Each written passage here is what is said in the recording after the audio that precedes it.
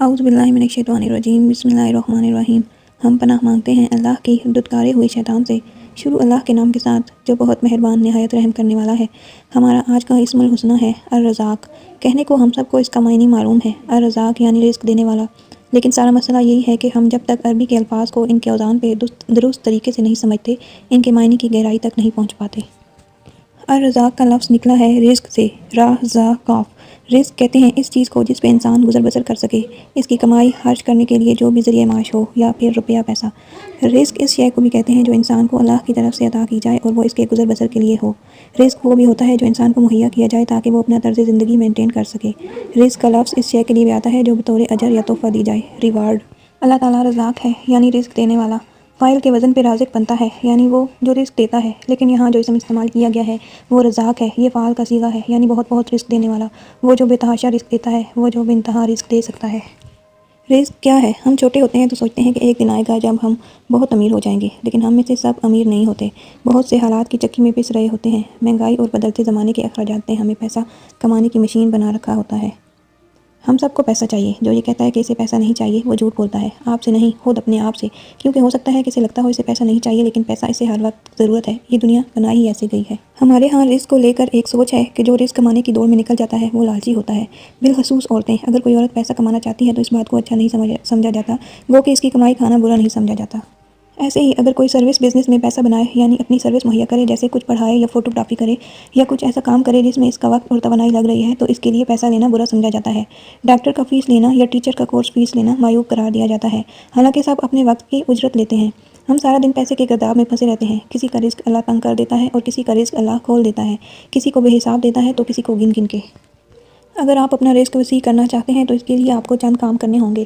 ان کو نہ کرنا بھی رزق میں کمی کا سبب بن سکتا ہے۔ استغفار کرنے سے رزق میں اضافہ ہوتا ہے، صدقہ خیرات کرنے سے رزق بڑھتا ہے، اپنے رشتہ داروں سے تعلق قائم رکھنا انسان کی عمر اور رزق میں برکت لاتا ہے، یعنی اگر آپ رشتہ داروں سے رشتہ کاٹتے ہیں تو عین ممکن ہے کہ اس کا برا اثر آپ کے رزق پر پڑے۔ صبح اٹھ کے فجر کی نماز کے بعد پہلا کام بھی جو آپ کریں گے اس میں برکت پڑے گی۔ اگر آپ اس وقت اپنے رزق کی طرف توجہ دیں تو عین ممکن ہے کہ اس میں برکت پڑ جائے۔ اپنے رزق میں سے دوسروں کا حصہ نکالتے رہنا اس کو بڑھا دیتا ہے۔ بعض اوقات اللہ تعالیٰ کسی اور کی وجہ سے آپ کو رزق دے رہا ہوتا ہے، جیسے کسی ملازم کی تنخواہ، کسی رشتہ دار کو بھیجے جانے والا وظیفہ۔ جو بھی نیک کام آپ اپنے رزق سے مسلسل کر رہے ہوتے ہیں اس کو بند نہ کریں، کرتے رہیں۔ اور کس شے سے رزق بڑھتا ہے؟ دعا مانگنے سے، کیونکہ آپ کا رب الرزاق ہے، وہ سب سے بڑا، سب سے زیادہ رزق دینے والا ہے۔ اس سے رزق کی دعا مانگا کریں، آپ کو اس دنیا میں جو بھی چاہیے وہ سب اس کے پاس سے ملے گا، وہ سب اس کی میراث ہے، اس کے پاس ہر شے کے خزانے ہیں، وہی دے گا آپ کو، وہ تمام لگژری جو آپ کو چاہیے ہیں وہی آپ کو مالا مال کرے گا، آپ نے صرف اس سے مانگتے رہنا ہے۔ رزق صرف مال و دولت نہیں، رزق محبت بھی ہے۔ رسول اللہ صلی اللہ علیہ وآلہ وسلم نے حضرت خدیجہ رضی اللہ عنہا کے بارے میں فرمایا کہ خدیجہ کی محبت مجھے رزق کی طرح عطا کی گئی۔ اس سے معلوم ہوتا ہے کہ محبت بھی رزق ہے، یہ کسی کے لیے بہت زیادہ کھول دی جاتی ہے، کسی کے لیے تنگ کر دی جاتی ہے، یہ بھی اسی الرزاق سے ملے گی جس کے پاس ہر شے کے خزانے ہیں۔ اگر آپ کو کوئی محبت کرنے والا چاہیے یا آپ چاہتے ہیں کہ آپ کے قریبی لوگ آپ سے محبت کرنے لگیں، اور ہر انسان انہی تین چیزوں کی خواہش میں تو سرگرداں پھر رہا ہے، محبت، معافی اور چاکلیٹس، تو آپ کو وہ محبت بھی اللہ سے ہی مانگنی ہے۔ وہ آپ کے لیے انسانوں کے دل میں محبت بنا دے گا، وہ آپ کے دل میں بھی محبت ڈال دے گا۔ خواہشات آپ کا نفس ڈالتا ہے، حوث بھی نفس ڈالتا ہے، محبت اللہ تعالیٰ کی طرف سے عطا ہوتی ہے۔ بعض لوگ اپنی خواہش کو بھی اللہ کی طرف سے عطا کردہ سمجھتے ہیں۔ خواہش تو بس اس جسم کا حصہ ہے، جسم اللہ نے بنایا ہے تو وہ ایک بائی پروڈکٹ ہے۔ جیسے ہر روز میں سنتی ہوں لڑکے لڑکیاں فون پہ اپنے تعلق کو قائم کرتے ہوئے کہہ رہے ہوتے ہیں کہ اللہ نے ہمارے دل میں ایک دوسرے کے لیے محبت ڈالی ہے، وہ محبت نہیں ہوتی، نہ وہ اللہ نے ڈالی ہے، وہ تو ایک خواہش ہے۔ ہم یہاں اصل محبت کی بات کر رہے ہیں جو ہر ایک کو نہیں ملتی، اور جس کو ملتی ہے اس کے رب کی طرف سے ملتی ہے۔ تو اس کو بھی اللہ سے مانگیں۔ اولاد سے جڑا ہر مسئلہ اللہ تعالیٰ ہی حل کرے گا، وہ بھی اللہ سے مانگنا چاہیے کہ وہی اس رزق کو بھیجنے والا ہے، وہی اس کے سارے مسئلے حل کرنے والا ہے۔ ہر مسئلہ آپ نہیں حل کر سکتے، نہ اولاد کا، نہ محبت کا، اور نہ رزق کا۔ رزق کا وعدہ اللہ کا ہے، محنت آپ کو کرنی ہے اور بہت کرنی ہے، لیکن کتنا رزق ملے گا اور کتنا پاس رہے گا اور کتنا ضائع ہوگا یہ فیصلے اس رب کے ہیں۔ آپ نے صرف وہ کام کرنے ہیں جن سے اس رزق میں برکت پڑے اور وہ ضائع ہونے سے بچ جائے۔ تمام مال و دولت اپنے رب کی طرف راستہ تلاش کر رہا ہے، یہ سب اللہ تعالیٰ کی میراث ہے، اس کو اسی کی طرف لوٹنا ہے۔